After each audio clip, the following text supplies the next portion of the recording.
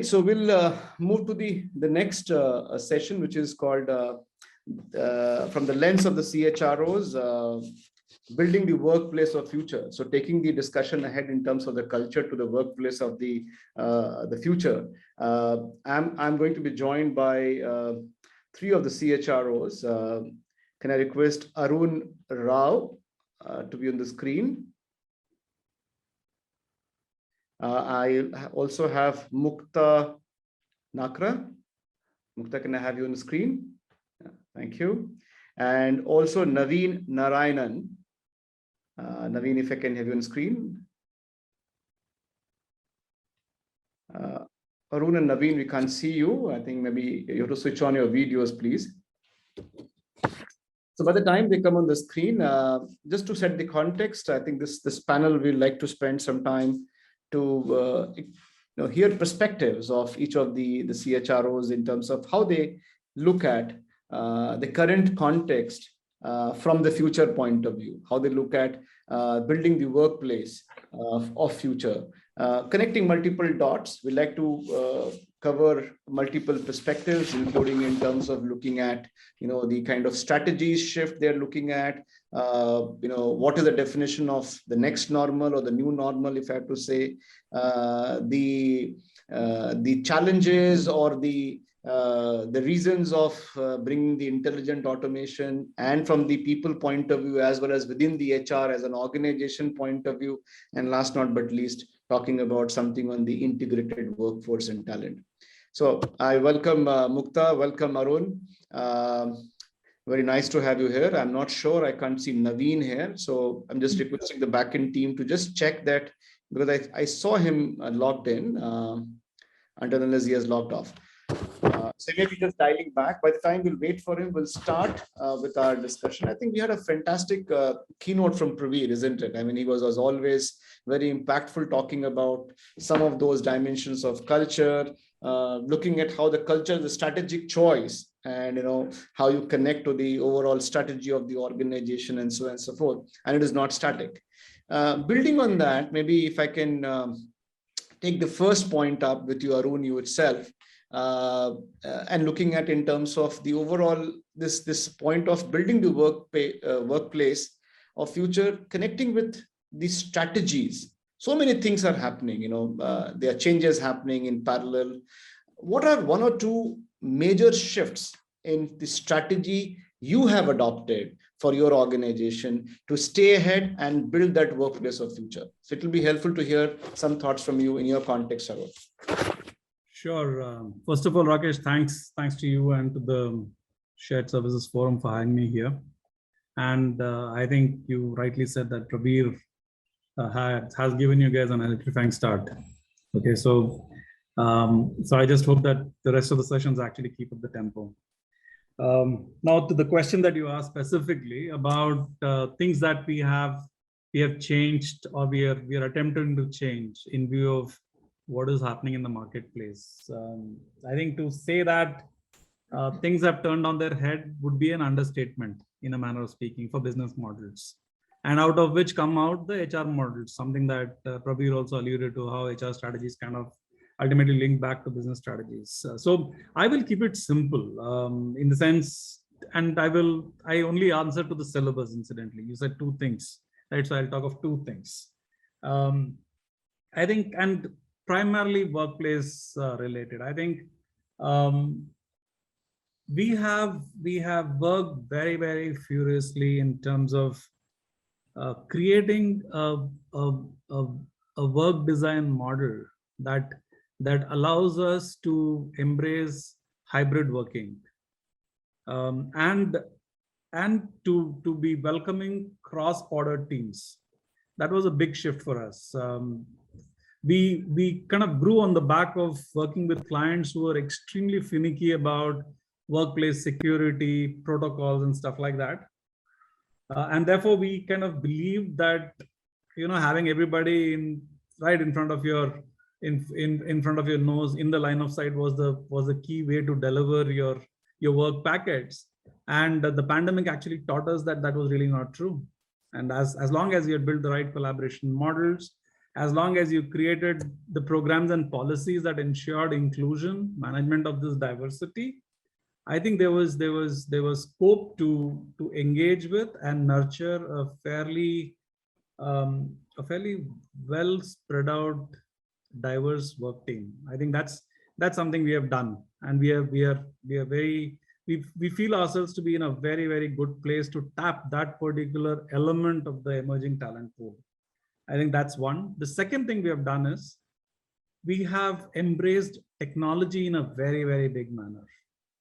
I think be it business processes or the talent processes. I think over the last 1 year, and I keep getting reminded of the word seismic on your wallpaper just behind you guys.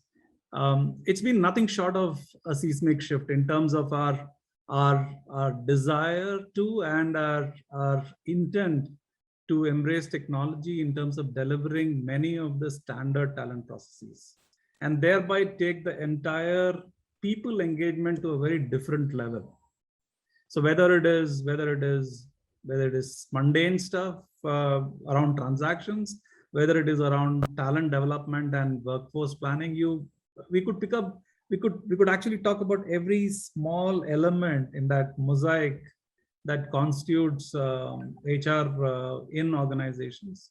We are seeing how best we can leverage technology in that space and change the narrative in terms of how we engage with business and people. Those are two things that have really taken off for us in these last few months. Back to you, Rakesh. No, thanks, Arun. I think certainly, I think both the points were quite, and I think you can of course add more, but I think it was good to hear this too, and which are very impactful and powerful.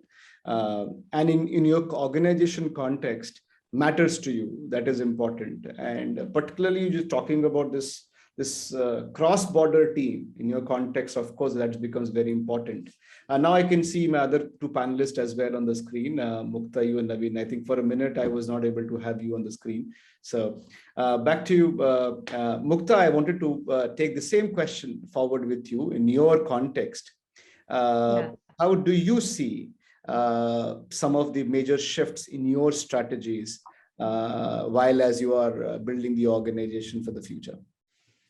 Sure. And, as a kind of Arun alluded, as well as we heard, Prabir in the previous session, I think it's fair to say that, the HR strategy is an outcome of or links to the business strategy, right? I mean, that's a given.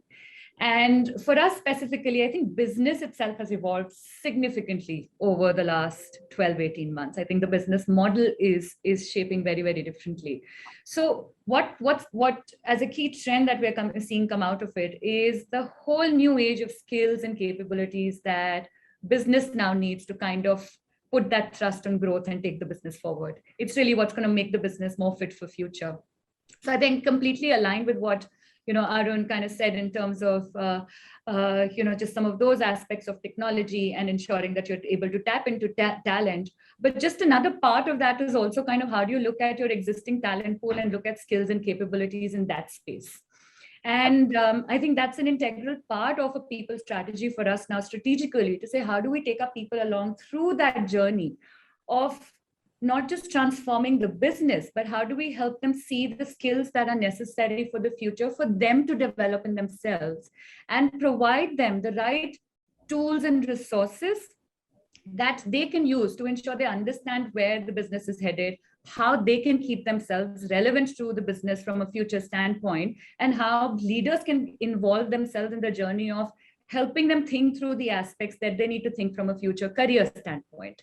So one is just taking that skills and capability level up from an internal talent standpoint, but also the whole thread of how do you then integrate those new age skills in an organization which is trying to also transform and evolve and embed those new colleagues in a manner that they are able to be set up for success. And evolving your employer brand to be able to attract that talent in the first place to come and work for you is also an interesting aspect of our strategy, to say, how do people see us? How are we viewed as a brand for people to want to come and work for us? And what's going to really make us stand out as an employer of choice for that group of people that we're going after that, trust me, lots of other organizations are also going after. So it's a war of talent. And you need to be strategic about how do you attract that group to come and work for you? How do you make it so compelling that they say, this is the choice that I want to make and come and work for us? So I think that's been a massive strategic shift with a lot of investment in our employer brand. What's it looking like for the future? What are the skills and capabilities that we wish to embed in the business that can be both, combination of acquired externally as well as developed internally from a people standpoint. And the second piece, which has now become an integral part of any people strategy or HR strategy, is the fact that the employee experience has become core to what people would want and see. So your benefits proposition, well-being is now a given. The focus on not just physical and mental well-being, but financial well-being. I think a lot of colleagues and people have seen how lack of stability impacted a lot of people over the last few years. So I think just thinking through and embedding some of these futuristic or new age practices in a manner that allows for people to select and pick from what is it that works for me, and can I have a suite of things that I can pick and choose from, is a massive shift that we are trying to bring in our strategy in terms of giving that employee experience that's more compelling for people to kind of stay with the brand. And I think both are very interesting, and certainly a shift from the typically post-pandemic era, and I can very much relate with it. And I have a couple of questions on this, the well-being side, but I'll just come back to that in a while, Mukta. But I think the 2 points you talked about in terms of looking at investing in terms of being an employer of a choice, and also looking at the skills and the kind of investment which is required to bring a newer skills related or connected back to the organizational or business model or a strategy becomes important. I think that's very, very critical. Now, building on this further, Naveen, just wanted to check with you, as you heard Arun and Mukta talking about some of the shifts in their organizational context as they are looking at it. How about you? Are you pretty much following something similar, or you're finding a shift? And also it will be helpful to hear, if you can add to it, that a few challenges which you are experiencing while doing that shift or anticipating as a part of it. So there's two questions, if I can say, and you can take time to respond to both the questions. First, in terms of the shift to the strategies, and second, if you can build also on in terms of the challenges which you are either facing or anticipating. So over to you, Naveen. Awesome. Thank you very much. So I'm currently in a pharma industry, biosimilars, and the two big shifts that we saw, at least in the last 18 months, is for decades, the pharma industry, like many other industries, have been regulated in terms of how you can sell, who you can sell to. For decades, there has been a push in terms of saying, can we sell digital? Can we advertise? Suddenly last year, the business model changed, and the entire pharma, healthcare, and everybody else went online. So you had a sales workforce which was so used to the classic who goes and meets a doctor, and then there's an influencing mechanism that's there. And overnight you have NetMeds and Tata 1mg and many others and digital platforms who are opening up, which completely changes the business model of how you can sell. Right now, the question comes back to us to saying that, is the workforce ready for it? Do we know how to build relationships on digital? Right? Do we know how to probably sales and market on these same things that are there? The second that is there is pharma, like many other industries, have a few others at least, have had stable attrition levels, and hence very high. The retention is never the biggest topic that is spoken about. Like IT, that's probably the biggest that is there. Suddenly it becomes top of the pack. And today I have a scenario where not just there is growth, but I was recently looking at it to say, for a company which has been 40 years in the business, half of our company is less than 2 years in tenure.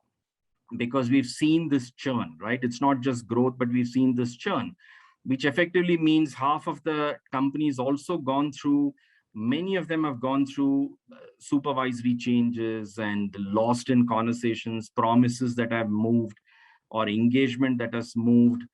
And this is over and above when this industry at least worked right through the pandemic, right? So it was one of those industries which did not have the luxury to sit at home or kind of take a break in many ways. So like that, there have been certain shifts which have changed, right? Even for our business in Biocon, the conversation was always to say that vaccines are not the biggest. We focused a lot on diabetes, onco, or a few other things. Suddenly vaccines became big, and we changed our strategy, and we have a strategic deal on that basis. So when business shifts in such large and very quick paces, right? And then the workforce obviously then tries to catch up with some of this. Some aspects that we are doing at least is, at least one or two that stood out for me, and I'll probably reflect back on my experience where I came in, because I've come in new into Biocon. The one that stood out for me a lot was in my previous firm, the conversation of having transparency and what we today call as psychological safety in a job, where day one in April, the founder of my previous company came out and said, nobody will lose their jobs, right? You were not left like many companies double guessing and second guessing, saying, what are you going to do? Right. And that is something, I mean, we do see in the last 18 months, and continued levels of anxiety are very high, and burnouts are coming through, and things like that. So somewhere, I mean, I guess having clarity in some of these conversations, being fairly upfront, and trying to provide that. And I saw that I see that in Biocon as well, more as a hindsight. I was not part of that conversation in that sense.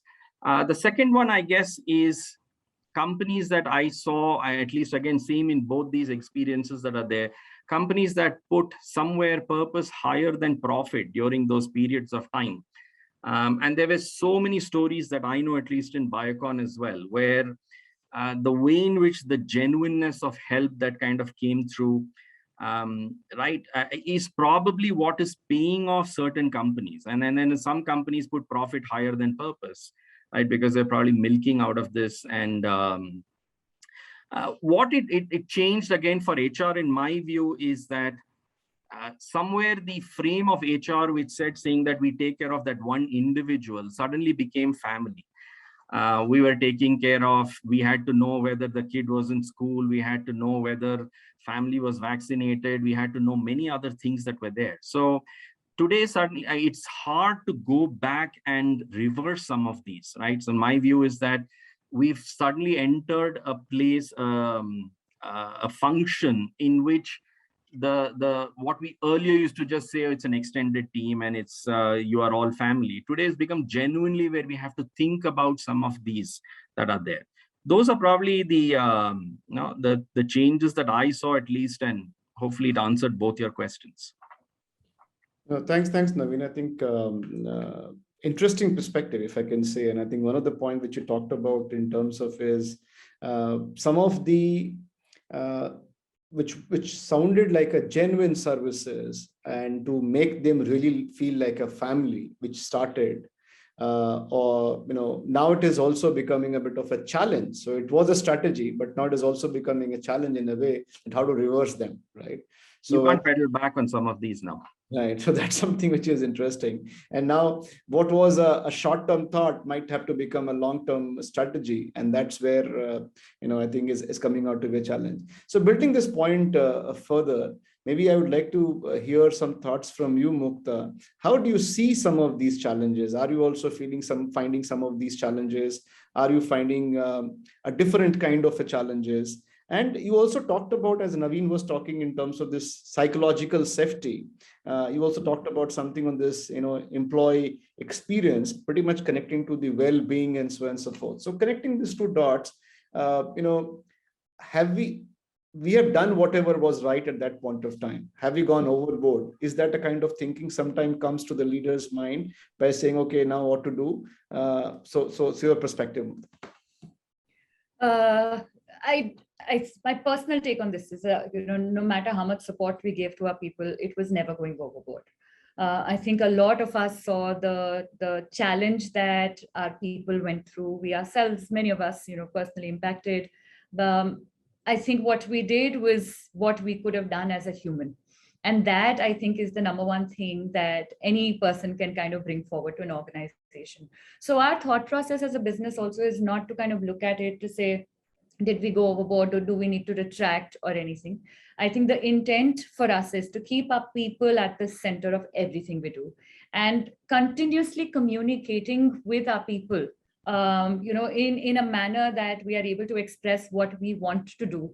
And that is linked to what we're listening from our people grounds up and ensuring they understand why we are doing what we are doing and how we want to do based on what we are hearing from them. I think continues to build that trust and gives that psychological safety as well. So, as a retailer in the country, we were one of the handful of retailers that stood out and said, we're not going to make any impacts, whether it was pay, whether it was jobs, etc. We're going to stand by you.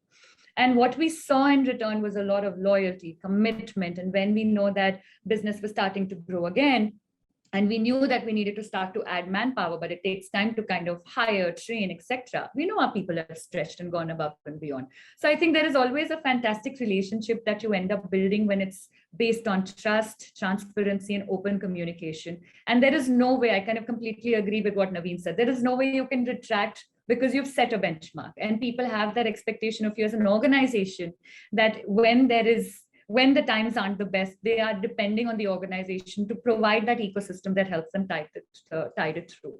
However, of course, it comes with its own set of challenges. As I mentioned, business models are evolving. We always need more and more tools and resources to be able to deliver things. And there is a cost balance that you need to bring to the table, the priorities that you need to kind of move with, and the agility that you can bring to the table, right? So you have people that you need to upskill very, very quickly. But of course, there is a limitation in the kind of investment that you can make and how quickly people can learn. How quickly can you hire externally for in the same area where there is massive war of talent and ensure that you're attracting ahead of everyone else and then retaining that group of people, to me is one of a bigger challenge to prioritize at this point in time. And that employee experience is end to end, right? From the point that you start to engage with a candidate and start to kind of have those conversations, you put the brand out, to how you onboard them, the kind of experience they have in their onboarding, their first 30, 60, 90-day plans to learn, to train, to get assimilated in the culture of the organization. In the new normal, all of those have been challenges, right? In a hybrid environment. So from remote to hybrid to how do you kind of connect people? And we have a large workforce that is frontline, that needs to be out and about every single day in our stores serving our customers. So there are a lot of challenges in that sense that one has to think through, and hence well-being comes at the epicenter of all of this. How are you ensuring that those employees who are coming in every single day and working at the store, you're creating that safety net for them? They're feeling secured, they know that they're taken care of, is an important aspect. So, just without taking further time of the panel, I think it's about prioritizing continuously. I think as HR, we need to be super agile as well to say what is suddenly becoming important, and priorities are shifting rather quickly to be able to navigate through. But the key is to ensure that you're keeping your communication channels on so that leaders and people understand what you're focusing on, why you're focusing on. Hey, Rakesh, while you have not posed this question to me, I just have to share a little contrarian view. Sure. And I was about to ask you a question. Maybe I'll ask a question and you can connect the both together. Sure. Right? So, and pretty connected question. So I think as we were hearing some of these, perspectives in terms of how to look at the employee side, the well-being, and the kind of support which is required, the safety nets, both from the psychological point of view or well-being point of view, and so on and so forth.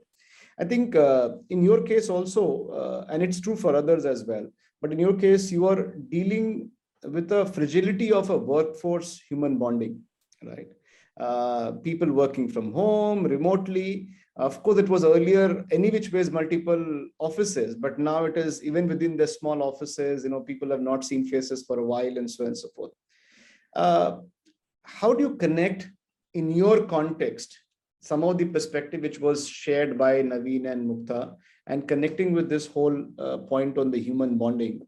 And if you can also give a bit of a perspective in terms of, is this something which is going to continue, at least from your industry and your perspective, as a structure, which what we are seeing as like a very hybrid or a distributed model? So Yeah. over to you, Arun, now, if you can Sure. cover. So I think the last question is easy to answer. So we'll begin there. Yes, I think the distributed work model is here to stay. And therefore, the challenge on organizations and the constituent managerial workforce to be slightly ahead of the game in terms of creating those employee connects. And I don't, when I say employee connects, I don't for a minute, mean those, feel good, fun events that happen on a Friday evening and stuff like that. That being what it is, I think there has to be more purposeful connect that managers need to have with their teams, especially to make up for this lack of physical face time. Organizations need to create and practice virtual collaboration as they have never done before. So whether it is the behavioral underpinning of this or the technological support that such collaboration avenues need to have, and for a minute I'm talking about the IT, ITS kind of workspace, may have a little bit of challenge in a few other industries. But this I think the organizations need to brace themselves, because this is going to be the way of the future. I think a lot of water has flown above the head in terms of how the teams are getting designed,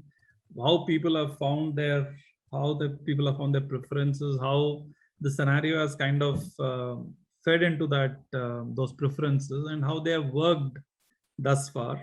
And therefore, I do agree when Naveen and Mukta mentioned that some of this cannot be redacted. I think it is correct. It's very difficult to do that. But then organizations need to evolve and build the management systems that kind of support this evolution. But the basic underpinning of an effective organization, where people feed off each other, where people have an environment they can co-create, an environment which supports innovation, where they all work towards creating a whole that is much bigger than the sum of the parts, right? Therefore, it is very important for organizations to kind of ensure that they're able to create the supporting ecosystem to not lose these essentials. Because if these essentials are lost, then we have no choice but to regress. We have to come back to status quo ante, because organizations cannot survive if they do not deliver that X factor to their clients. The clients are delivering to a marketplace which constitutes you and me. Our preferences have changed. We are demanding more. Those organizations which are our client organizations are delivering to us. So we need to make sure that we have created the ecosystem that will kind of deliver to this. But so the one thing that I wanted to say when I said that contrarian piece, I think we should not lose sight of two things. One, special situations call for special measures. If people follow cricket, the way you will bat in a T20 is not the way you will bat on a green pitch in a test match, right? So therefore, you need to adjust your playing style. You need to ensure that what is the time you want to spend on the pitch and stuff like that. So therefore, we need to realize that organizations behaved and reacted in a certain fashion which they felt was most necessary to help people overcome the challenges of the unknown and the unforeseen. And if as leaders in organizations and as people who are custodians of the organization's fortunes, and to see it as a continuing entity, I just don't sign on the dotted line saying that what has been done will need to be continuously done in the future. I think we'll continuously need to reevaluate and agree that there might be some things which we did to address the emergent and urgent scenarios that kind of developed at that point of time, for which we did not have any other response. But to believe that those responses will become effective precedents, I'm sure Naveen and Mukta did not mean that. But if that was what they were alluding to, then I will beg to differ. I will say that we will always have the chance to course correct and do what is right to ensure that there is long-term sustenance of the entity called the organization, because there's so many people who are dependent on this organization, right? And organization's financial viability is one of the biggest things that will kind of underpin some of these calls. Right. And I think absolutely fair point. And I think it also goes back to connect 2-3 things, if I have to say. One is it is very industry specific, organization specific sometimes. And that's why I think even Praveer was saying in the keynote, that you can't say one culture is good, other culture is bad. One policy is good, other policy is bad. It's very, very contextual from the industry and the kind of organization you are, and the journey and the maturity which you are, and so on and so forth.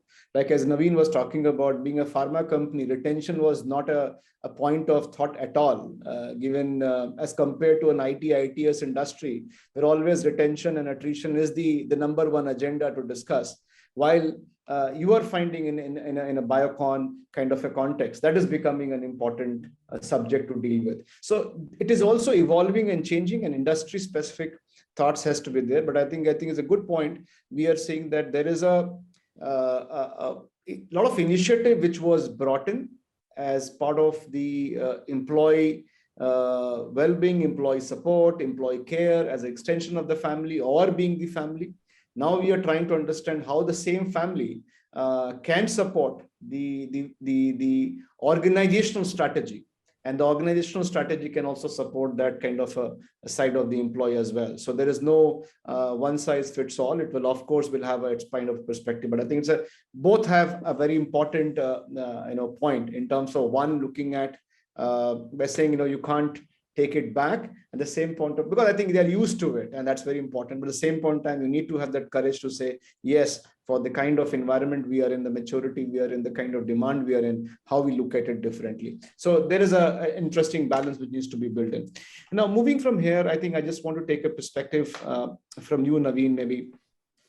I think there's a lot being talked about, this whole intelligent automation, inducing intelligent automation, bringing this whole artificial intelligence and so on and so forth. And this is nothing new. People are talking about how to do that, replacing the jobs, the human interventions with the automations and so on and so forth.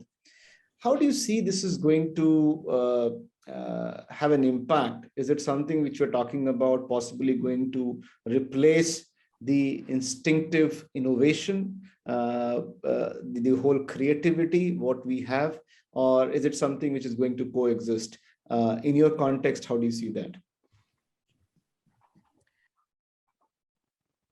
So there is a generic answer which I'll use from my tech experiences, and now Arun may have more insight as well.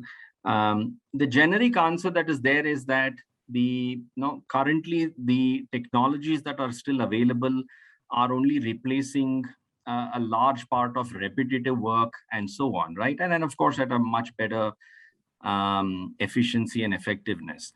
The seismic change that is expected is when AGI comes in, which is the artificial general intelligence, which adds intuitively NLP and various other emotive aspects to it. The current estimation is that probably it hits market in about 2035. And then, of course, there may be some time towards commercialization. So this thing of my creativity going away and innovation going away, my personal belief is that we have some time towards it.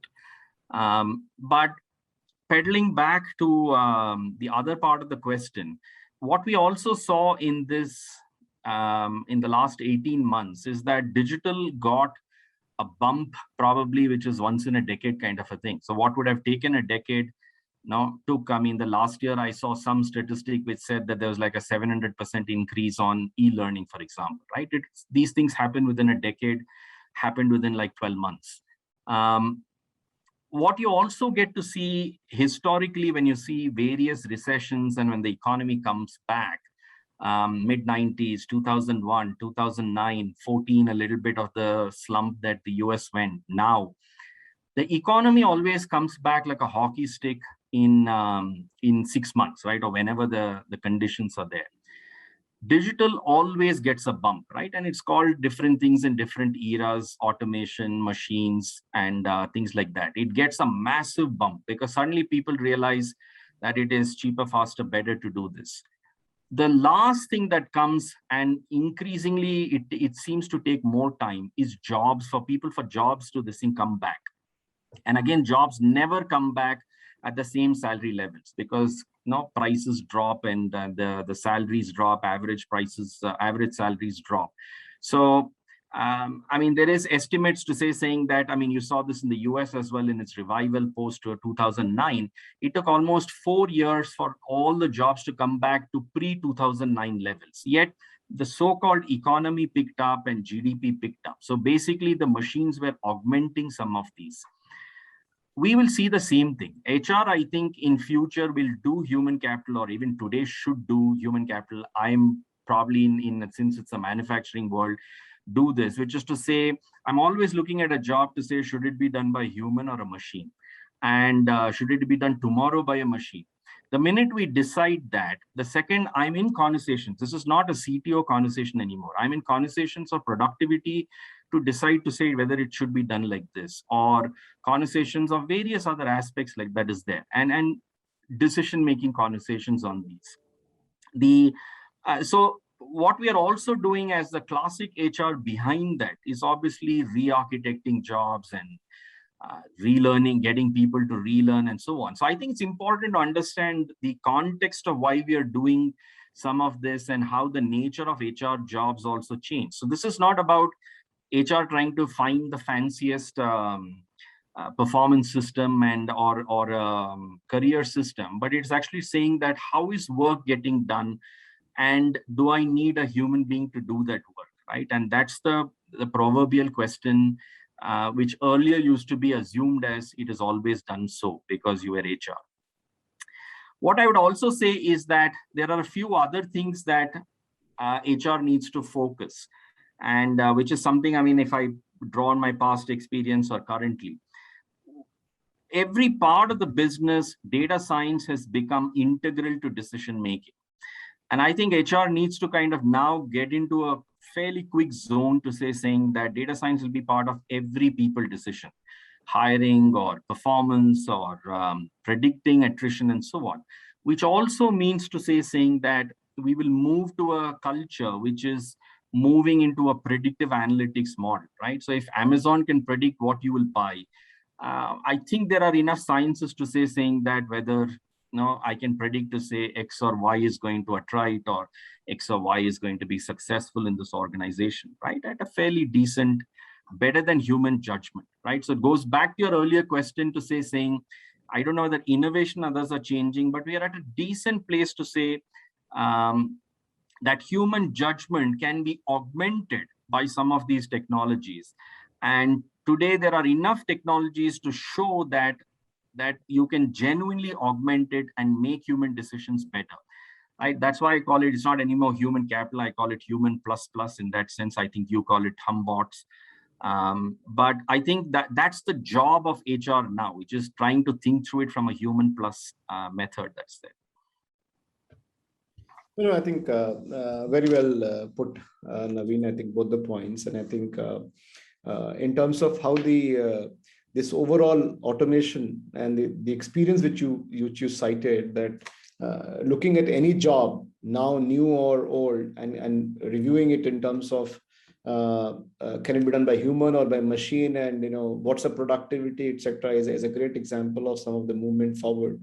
I think I just want to build this question and seek a perspective from you, Mukta, in terms of really that if I have to put it in perspective by saying a lot of intelligent automation from the organization point of view is coming in, right? And how about looking at sustaining those creativity and innovations with the people we're doing? Is it being induced? Is it being forced by saying, deploy this technology and this is going to be great and this is going to meet a lot of, improvements? And being a, retail kind of an organization, from your point of view, the technology is a backbone for the way you work, right? But there's a lot of creativity, there's a lot of innovation people bring in. Are they getting still encouraged? Or is it like, the technology has taken over everything and, it's being deployed and so on and so forth, because we believe that they have a better application of human mind already. So that's a perspective I wanted to seek from you, Mukta.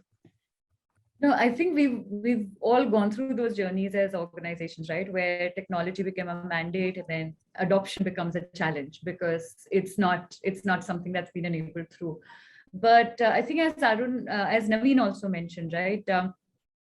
There was almost a decade fast forward that happened in the tech space thanks to COVID. And what that has led to, of course, is not just a disruption in the business models, and specifically for us in retail, it's surely clearly disrupted the business model where there is, a lot more traffic online than there has ever been in the past.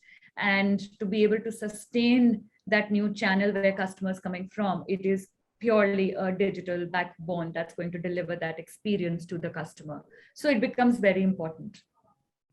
I think the times are such where people's acceptance of the fact that technology and digitalization is the way forward is a given now. I think gone are the days where we needed a lot of thrust on managing change and taking through the people through the journey of why we need to do this.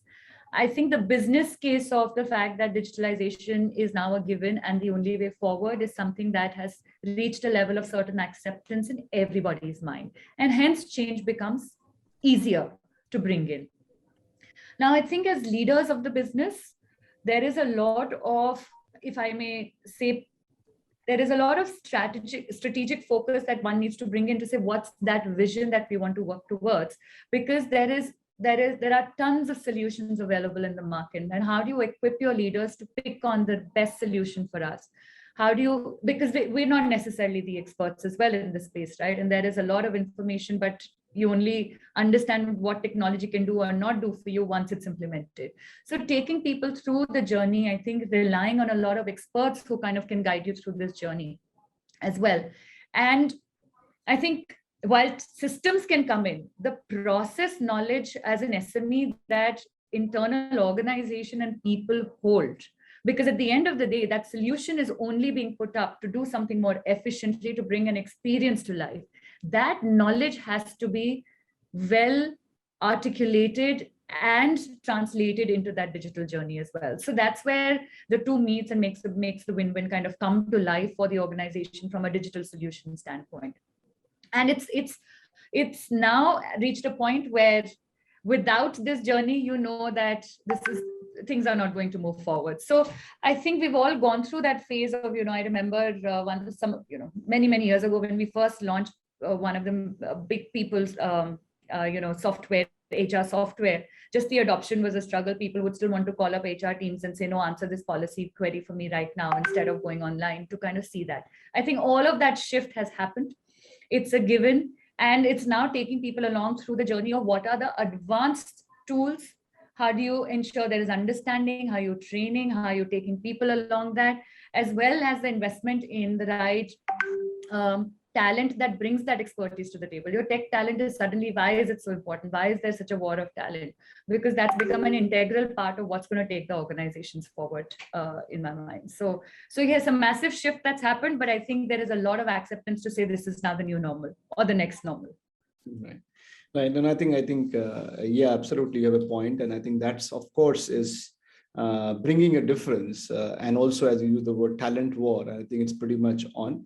I have a question for Arun on this, but before moving to that, I have a poll a question. So can I request the host to put the poll on the screen, and including all the panelists and even the live attendees, as well as the people who have logged in through the portal, they can take this poll. So requesting the panelists also to take the poll. The poll question says, which of the following do you consider as the most significant factor that is likely to impact the future of the workplace? Only one option can be selected. The options are increasing transition in human jobs onto automated systems and tools, ever-changing and dynamic resource management models, employee instability in any particular job for long, changing leadership dynamics and competencies, vastly wide and diverse workforce deployed, and the last but not least is the hybrid, which is the physical virtual working environment and workforce bonding. So which of the following do you consider as the most significant factor that is likely to impact the future of the workplace? I'll give another 10 seconds before we just close the poll.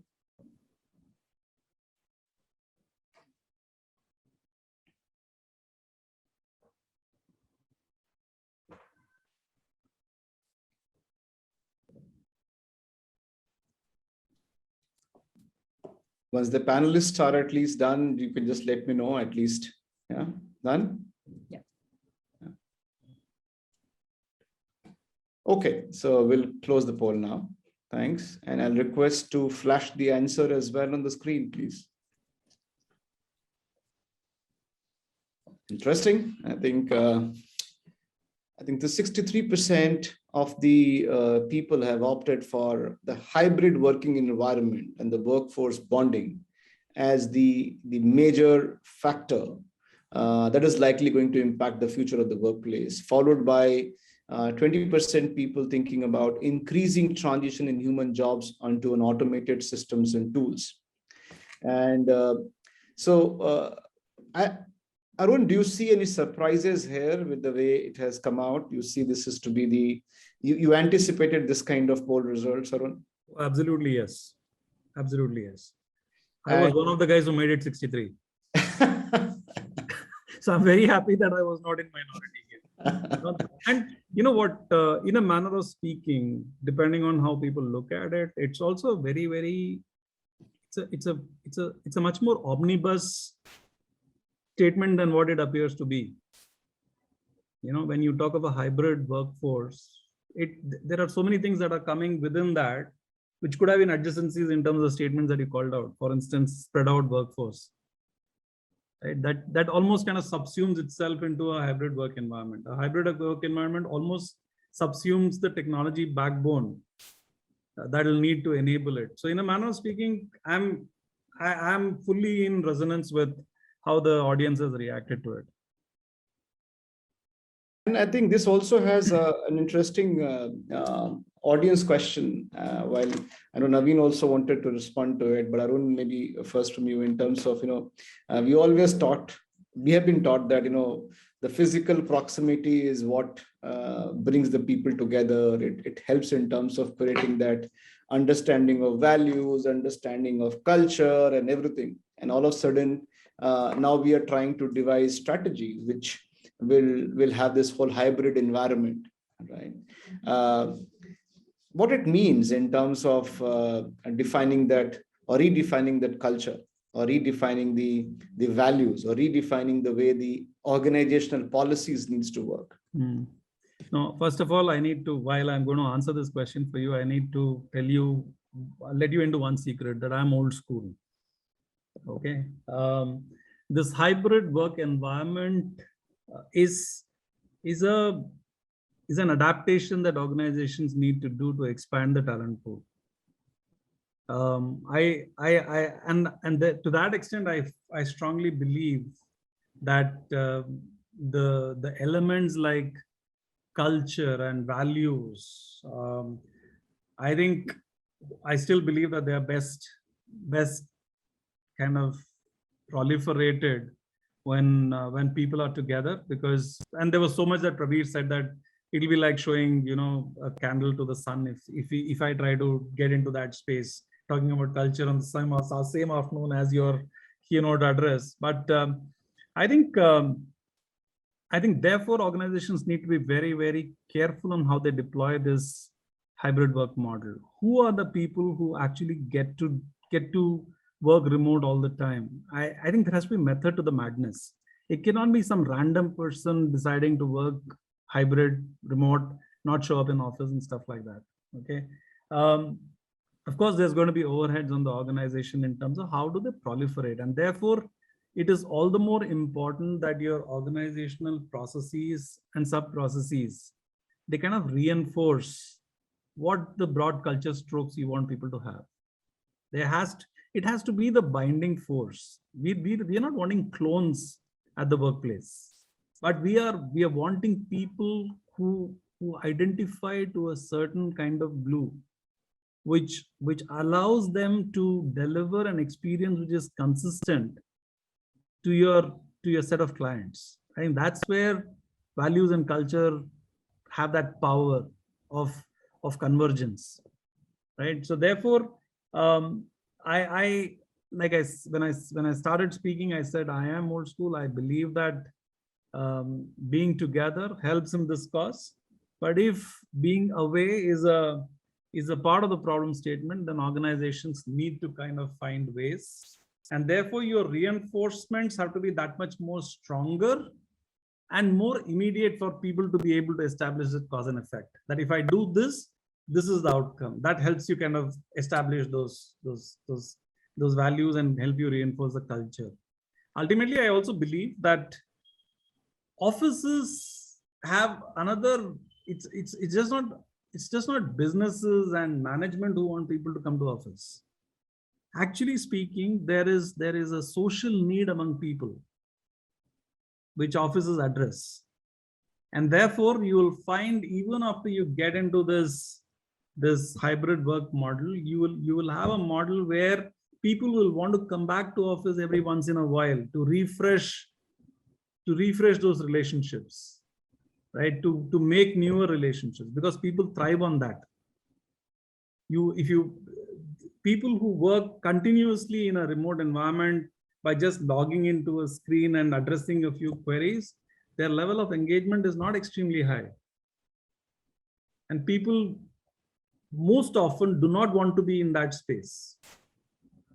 But therefore, you will find people wanting to find avenues to address their social needs. And therefore, this thing about the work design, which allows people to work remote, yet come back to office every once in a while. There's such a huge play for shared services in terms of, hot desking and stuff like that. That's going to come up. It's going to be very interesting times for how work models get developed over the next few years. Absolutely, and very well put. I think 5 minutes to go, so I would request each one of us to keep very brief, and as I call it, literally like a rapid fire for the next 5 minutes. I have a couple of questions, but before that, I know Naveen, you wanted to add to the perspective on the same point in terms of how to look at this hybrid. So a very quick response from you, Naveen, and then I have a couple of questions for each one of us. I think Arun covered it, but a couple of just different ways to amplify it is to say that 2/3 of the workforce globally are not working hybrid, right? They have to come to a workplace. So I think we a little bit overdo this hybrid, right? My industry, for example, doesn't know anything called hybrid, right? A restaurant, an airline, a hotel, construction, whatever, right? So doesn't know it. So this is the size of that workforce is 2/3. So I think we should not overdo this to saying that it applies for all. Two that is there, I'll just say differently than what Arun said, is that 2 years back, the Journal of Psychosomatic Science said this to saying that when people meet, they measured it through photovoltaic energy to saying that happiness increased enormously. And so it's a bit like what Arun says, workplaces have to be seen as places. I don't think it is an old school in any form, Arun, but I think it is just to saying that if workplaces are designed as places for, there is a reason why people innovate or people do things, because they're also happy and their energies flow. It's not just because they have to do a job, they innovate on this one. I think the third, which I wanted to mention, was a new kind of bias will emerge. And I think this bias will be this remote bias that is there. People who work remote are not, and who are not part of water cooler moments that are there and in corridors of power and so on and so forth. A subtle new bias will emerge, and it'll be a time before, I mean, probably your next conference will be talking about something around that. Absolutely, absolutely. No, I think absolutely, and I think thanks you clarified to Arun that it was not an old school. Better to hear from a co-panelist. And I think a couple of quick points, and I'll request, as I requested, keep it absolutely brief, please. It will be helpful for the people who are listening to us to know some of the innovations or changes within your HR organization you have brought in the recent past, or you are intending to bring in your HR organization to create that a workplace for the future. So connecting that, the organization side, if you can connect very quickly in terms of your HR organization and say, this is what two things we have brought a huge shift in terms of either innovation or in terms of intelligent automation, or could be anything else, or we're intending to make. If I can just request a quick 1 minute from each one of you will be helpful. Mukta, maybe starting from you first. Sure. So I think number one is, how is HR keeping abreast with the changes in the business and upskilling themselves to just understand how business scenarios are changing and deliver the HR strategy. The second one, I think, is linked to technology and data. I think HR professionals a lot of times shy away from optimally using the new tools and data. And I think that for us has become exceptionally important for us to take forward our people agenda. If people are leaving, why are they leaving? Is career a reason? What tools can we bring from a career standpoint? The strategic conversations from an HR team will only come when we're focusing on the data and have the right tools in place. Yeah, very good points. Yeah. How about you, Naveen? You want to just add? I think the two are one is similar to what Mukta mentioned, which is, I would say, digital robotics and data science as important measures of productivity, people decisions, and just part of human capital. In my view, I think almost 1/3 of human capital in future will be between these three.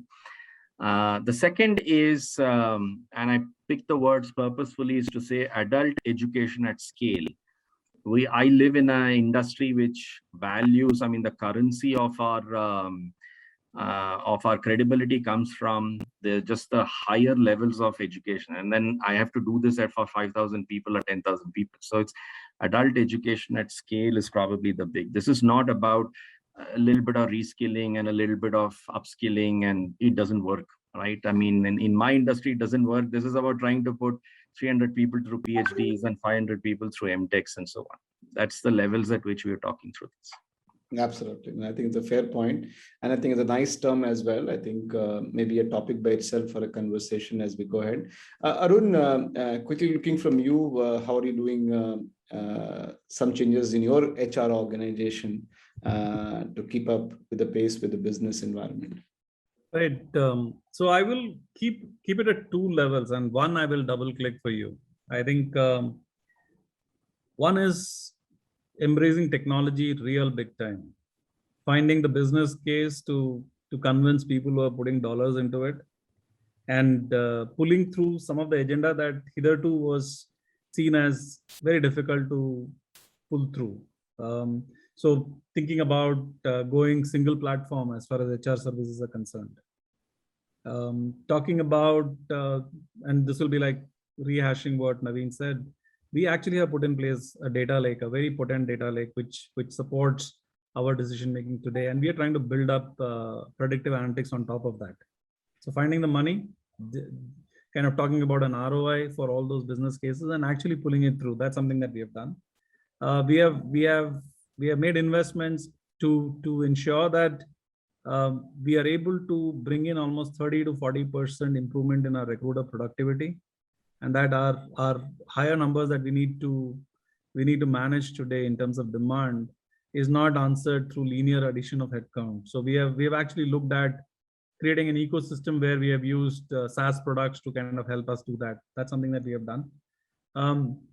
We have started working on presenting Career Mosaic as an alternative to career paths, right? So the whole organization change management for that. And if you double click that, there's a whole lot of work around behavioral and technical competencies for every node within that mosaic. That's something that we have done.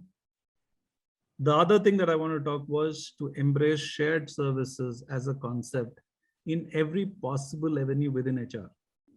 So what need not be managed as a core element of HR service delivery can we look to aggregate and consolidate and seed it in a shared services, and then bring in, productivity improvements and technology enablements in that, so that we can deliver it at the price point with the efficiencies and effectiveness that actually are called for in today's global organization.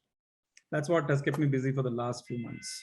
Yeah, no, thanks for it. I think we are already overshot by a few minutes, but I'll just take only another 1 minute. I know Animesh already has logged in for the next session, but just 1 more minute and a quick, maybe 20 seconds each from you all in terms of one major shift you are expecting your HR colleagues to bring in terms of their mindset.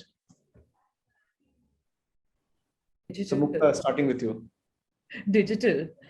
Yeah, digital. You start thinking digital is what you're saying, right? Absolutely. So more and more digital, right? I would say business first. Arun is saying business first. Okay. So digital and business first. How about you, Naveen? Digital, right? So great, thanks. I think interesting perspectives. I think we covered a lot of ground in this panel with a varied perspectives and the experiences, and coming from a different industry altogether as well. I think one side we had a retail, we had an ITS, we have a pharma kind of an organization, and as Naveen said, you can't compare with this 200, 300s with the kind of the pool which you have as a part of employee pool. So it's a very a different kind of a sector industry, and I think we had a fantastic conversation. Thanks to each one of you for sharing your perspectives. It was very valuable, and I'm sure the people who are going to watch it later, they will be so excited listening to some of these perspectives and building their own strategic shift, or what we call the seismic shift in the HR, building some of the thoughts pretty much received from you today. So thank you, Arun, for your time. Really appreciate. Thank you, Mukta, for your time and a valuable perspective. And thank you, Naveen, for the immense valuable perspective. Really appreciate it. Have a great day. And I request you all to please continue if you can for the next sessions. I think we are just going to have excellent conversations as we go ahead from here.